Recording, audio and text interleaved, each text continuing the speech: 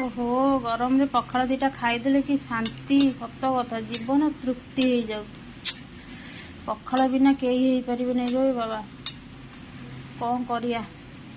देखो आज पखाल कि मु प्रथम कौन करी आज यहाँ हूँ बुट डाली तड़का यहाँ हूँ आंब खटा आईटा हूँ आलू भजा यहाँ हूँ मुग डाली शाग भजा ता व्यतीत आ मुझे करने माने इच्छा ही होना गरम रे तो पशि होनी आ करी कौन जा हूँ जमी जमी खाईदेले दीटा गले खरा दिन आ कौन खाइबी कौन नहीं जा कि लगुच ना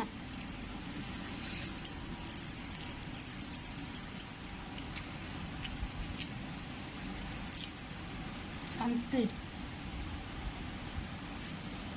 जीवन माने पशला भाया लगुच पखाल खाइला एते शांति।